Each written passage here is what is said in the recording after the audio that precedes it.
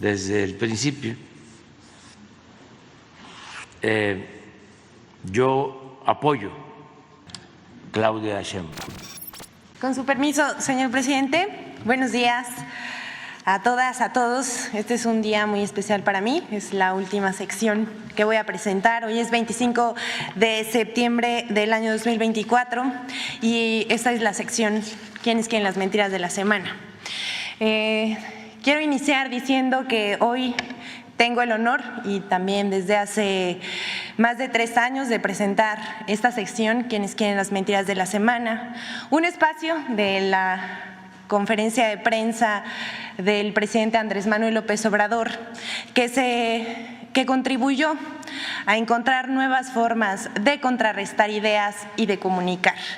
Es un espacio disruptivo, para algunos controversial, y como aquí mentirosos no somos, hay que decir también que varios personajes, periodistas, políticos, medios de comunicación y opositores se molestaron al verse exhibidos en mentiras muy elaboradas, rebuscadas y otras burdas. Hasta nos regalaron piezas de humor involuntario. Nuestro trabajo consistió en ejercer el derecho de réplica, siempre con respeto al trabajo periodístico, de evidenciar la desinformación. Eso sí, hay que decirlo fuerte para que se escuche lejos. Nunca fue con el afán de estigmatizar a nadie.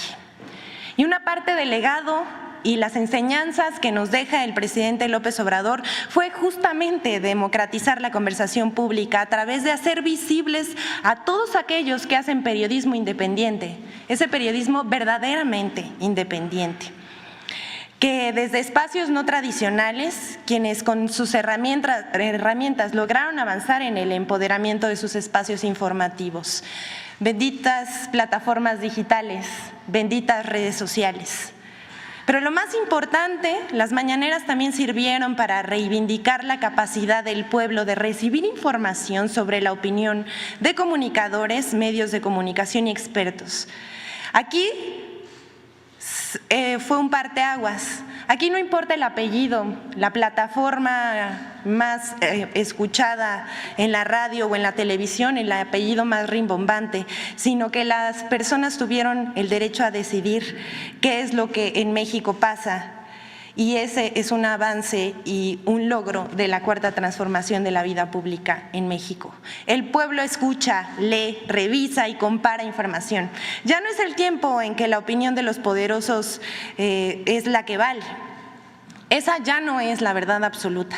Además, se generó con el ejercicio de las mañaneras un pueblo politizado que tuvo la capacidad de diferenciar lo que es verdad de lo que es mentira y tomar decisiones a partir de eso. Sí, eso también es democracia. No solamente es la democracia en las urnas, sino la democracia participativa. Gracias, presidente, por todo lo que hizo por el pueblo de México. Gracias por la oportunidad de ocupar este espacio. Gracias porque cuando una cree en lo que hace, el trabajo se vuelve aún más satisfactorio. Gracias, Jesús, por invitarme y guiarme en este camino. Gracias a mis compañeros de trabajo que, si bien no subieron a esta tribuna, contribuyeron en la realización de esta sección y pusieron el corazón, la disciplina, el empeño y el compromiso, siempre dispuestos a servir al pueblo. Román Contreras, que lo estoy viendo ahí, Alejandro Álvarez, Danael Ezama, Sergio Grande y el equipo de CEPROPIE. Gracias a ustedes también.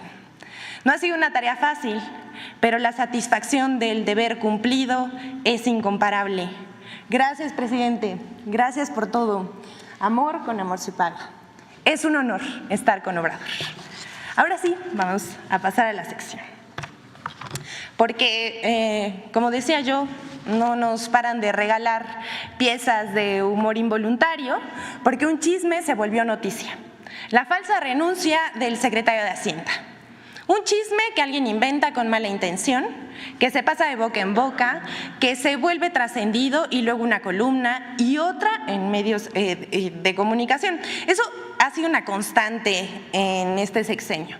¿Y cómo la elaboran? Miren, que si la fuente de Palacio se han de referir al Pegaso del patio central, que si la prima de un amigo de alguien muy cercano al presidente aseguró que algo había pasado. Bueno, de todo tipo de fuentes se inventan para publicar mentiras. Esta vez le tocó al secretario de Hacienda, Rogelio Ramírez de la O, quien, dicho sea de paso, continuará al frente de dicha secretaría en el gobierno que encabezará la próxima presidenta, la doctora Claudia Sheinbaum. Sembrando la intriga, dijeron que por problemas al interior del equipo cercano de la dignataria electa, Ramírez de la O no asumiría el cargo. Pero esto es falso.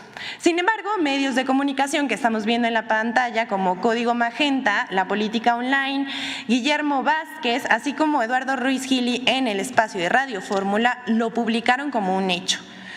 Esta conversación que tuvieron en Radio Fórmula más o menos duró 15 minutos, en el que decían que si había problemas dentro, que bueno, de verdad dijeron de todo. Con algún tipo de interés, los medios meten insidia, siembran dudas, inventan chismes. Lo cierto es que Rogelio se queda.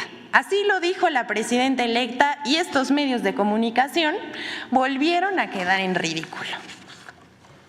Vamos con la siguiente.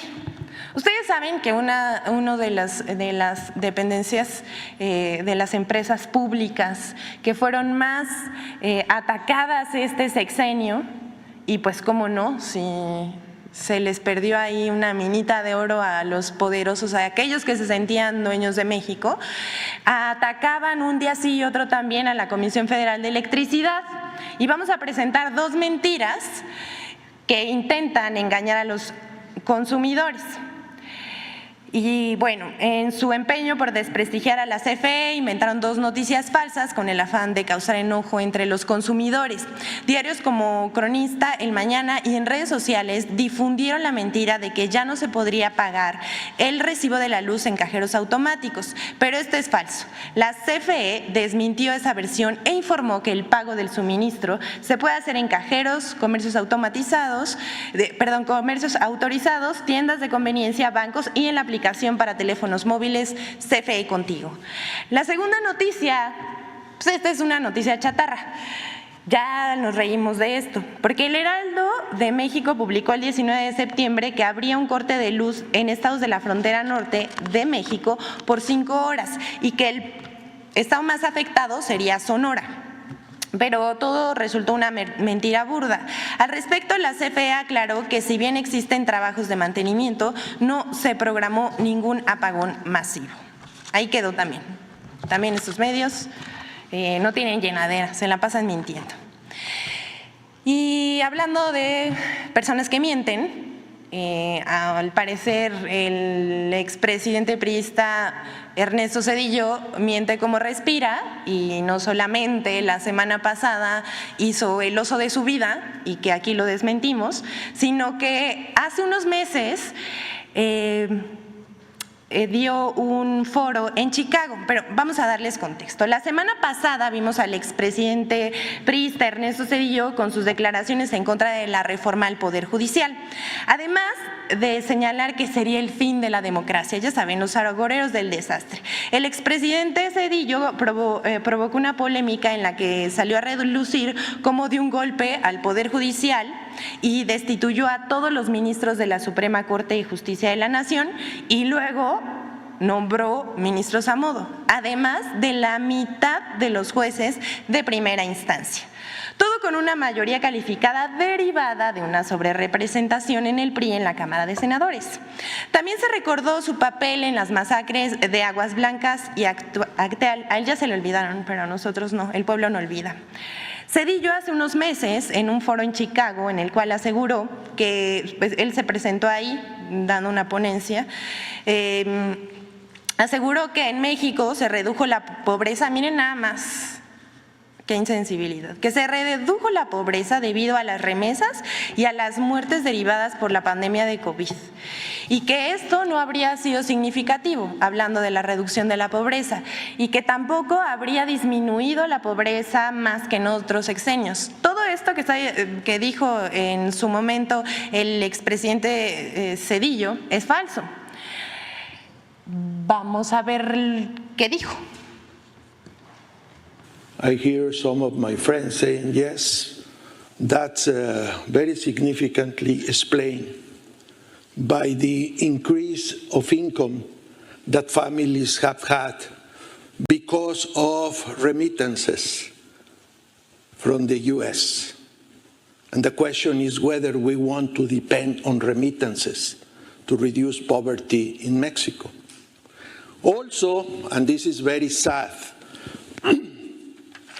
you have to wonder whether the fact that the pandemic affected the most poor people in Mexico will lead you to a lower ratio of poverty, because the poor have death.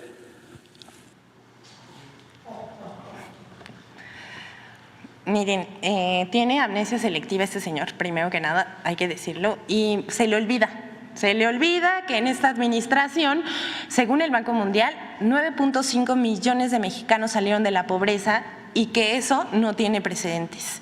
Según el Coneval, las razones por las que ha disminuido la pobreza en México durante el gobierno han sido por la política salarial, es decir, el aumento a los salarios en más de 110% y los programas sociales. También el Coneval reconoce el aporte de las remesas, pero esto no es lo principal. También podemos decir que la inversión extranjera es de 157% mayor, unos 120,000 millones de dólares, en el sexenio del licenciado Andrés Manuel López Obrador, en comparación, vean nada más esta gráfica, en comparación con el gobierno de Ernesto Zedillo. Esto que se logró en el gobierno del presidente Andrés Manuel López Obrador tampoco tiene precedentes. La inversión extranjera directa es histórica, sin privatizaciones y sin Fobaproa, que recordemos que volvió la deuda privada en pública. Y todavía el señor Zedillo tiene la caradura de ir a Estados Unidos a hablar mentiras sobre México. Bueno, durante su administración, le recordamos, señor Ernesto Zedillo, el peso se devaluó, qué joya, miren, me pueden pasar por favor la siguiente, se devaluó 187%, en comparación con el presidente López Obrador, que el peso recuperó su valor 5%, y que el peso en este momento es la segunda moneda más fuerte frente al dólar. Y si de remesas y migración hablamos, también tenemos que decir, con Zedillo 7.9 millones de mexicanos abandonaron su tierra en busca de oportunidades en Estados Unidos, más de 1 millón por año. Con AMLO se redujo 2.6 millones, esto es 3 veces menos. Y sin embargo, las remesas se incrementaron hasta julio de 2024. Se tiene el registro de 290,000 millones de dólares de remesas, 9.4 veces más comparado con Ernesto Zedillo. Asimismo, el señor Ernesto Zedillo, en su administración, 64 de cada 100 mexicanos vivía en situación de pobreza. Esta es la cifra más alta desde que se tiene registro. Y es casi el doble comparada con el sexenio encabezado por el presidente Andrés Manuel López Obrador. El modelo y el régimen que defiende Zedillo y los conservadores era una fábrica de pobres. Cada mes 100,000 personas entraban en pobreza. Cada mes 100,000 personas entraban en la pobreza en la época neoliberal. En cambio, con el gobierno del presidente Andrés Manuel López Obrador, 100,000 personas al mes salen de la pobreza. Definitivamente no somos iguales. Señor presidente, usted cumplió, por el bien de todos, primero los pobres. Y vamos a ir con, pues porque vamos a tirar aceite, dijera el presidente. Y vamos a presentarles la encuesta publicada por ENCOL el 24, apenas ayer, 24 de septiembre. Hoy por la mañana la publicó, hoy 25 de septiembre, ENCOL, sobre la evaluación sobre el fin de sexenio del presidente Andrés Manuel López Obrador. Y vamos a ver aquí en la pantalla algunas de las preguntas que le hicieron a la opinión pública. En general, ¿usted aprueba o desaprueba el trabajo del presidente Andrés Manuel López Obrador? Aquí vemos que el 77% de los encuestados aprobó frente al 23% que desaprobó. Luego le preguntaron a los encuestados, comparando el día de hoy con el inicio del gobierno del presidente Andrés Manuel López Obrador, ¿usted diría que la situación del país ha mejorado o ha empeorado? El 83% piensa que ha mejorado y por los apoyos sociales, el 80% por el derecho, del derecho para las mujeres, el 71% por obras de infraestructura, educación el 64%, salud el 61%, por la economía el 59%, el medio ambiente 50%, el acceso al agua 50%, la seguridad 40%. Esta es una belleza porque en una escala del 1 al 10, ¿cómo se califica en la escuela? ¿Qué calificación le otorga al trabajo que ha hecho el presidente Andrés Manuel López Obrador? Aquí vemos, la calificación promedio es de 8.2%. Pero vamos con la siguiente, porque aquí es donde, pues, a algunos no les va a gustar y otros que ahora en su relevo generacional lo sacaron, que sacaron a Ernesto Zedillo, ese es su relevo generacional, como ahora líder moral y discursivo de la derecha. Esto cobra mucho sentido. De los siguientes personajes que le voy a mencionar, dígame por favor, ¿para usted quién ha sido el mejor presidente? El 68% de los encuestados dijo que el presidente Andrés Manuel López Obrador, frente a 6% de Vicente Fox, 5% Enrique Peña Nieto, Felipe Calderón 4%, Ernesto Zedillo 3%. Ahora bien, de los presidentes mencionados, para usted, ¿quién ha sido el peor presidente? Miren nada más esto. 32% Enrique Peña Nieto, Felipe Calderón 24%, Ernesto Zedillo 17%, Vicente Fox Quesada 14% y solo el 7% respondió que el presidente López Obrador. Otra pregunta significativa dice, ¿qué tan de acuerdo o en desacuerdo está con la Cuarta Transformación, considerando las acciones de gobierno del presidente López Obrador en los últimos 6 años? El 77% estuvo muy de acuerdo o de acuerdo respecto al 16% que no estaba que estaba en desacuerdo o muy en desacuerdo. Por último, queremos destacar también esta pregunta que dice, ¿qué tan de acuerdo o desacuerdo está con la Cuarta Transformación considerando las acciones de gobierno del presidente López Obrador en los últimos 6 años? Miren, aquí hay 3 datos a destacar. Las mujeres, el 59%, el 62% de las mujeres piensa que está de acuerdo con las acciones del gobierno del presidente López Obrador, pero eso no es todo. La edad de 18, es decir, los jóvenes de 18 a 34 años, que es el 69%, están también están de acuerdo con las acciones del presidente López Obrador y también 65 y más. Esto responde a la dignificación que se ha hecho al trabajo de los adultos mayores con las pensiones del bienestar. Decimos, amor con amor se paga. Hasta aquí la encuesta de ENCOL, pero ya al final de esta participación queremos decirles que durante 3 años esta sección ha expuesto cerca de 170 veces en la conferencia de prensa del presidente Andrés Manuel López Obrador. Se han hecho más de 800 desmentidos y se han presentado 90 cápsulas de infodemia. Por cierto, ahora pasemos a la colaboración de Infodemia sobre las mentiras publicadas en torno al fin del gobierno del presidente Andrés Manuel López Obrador.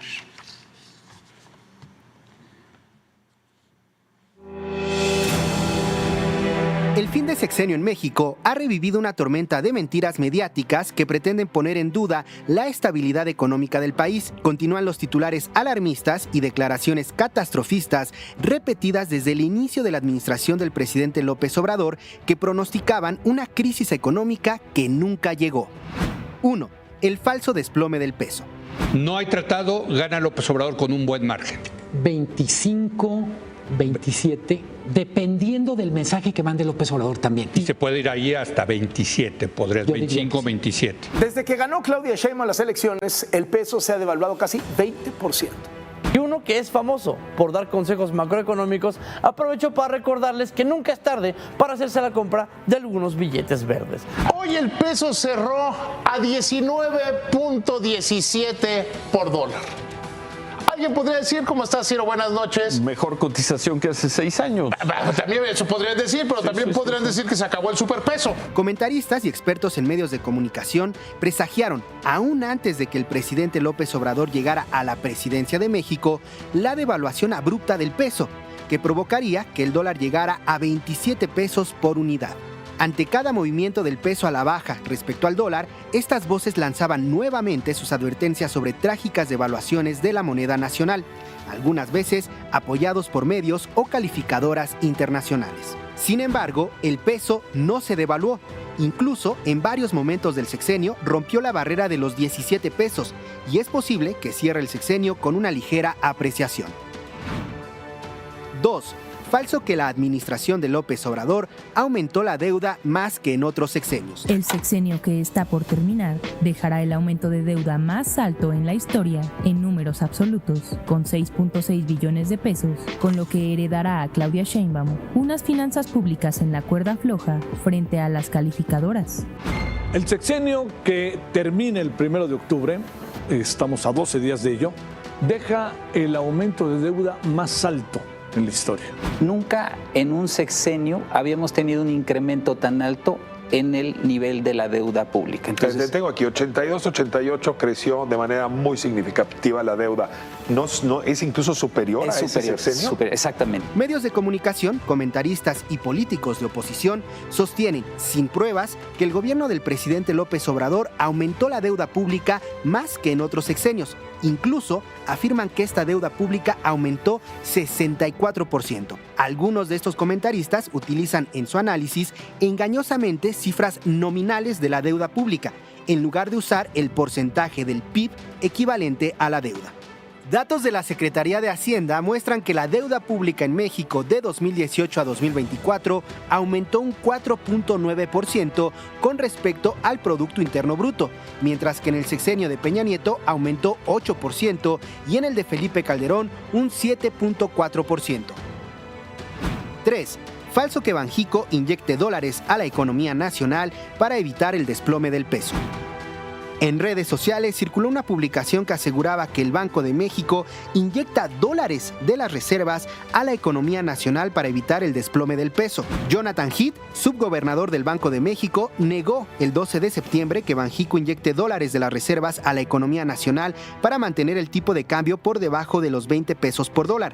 El Banco de México registró un nivel histórico de reservas internacionales con un total de 226.465 millones de dólares. Infodemia. Es cuanto, señor presidente. Es un honor estar con Obrador. Muchas gracias.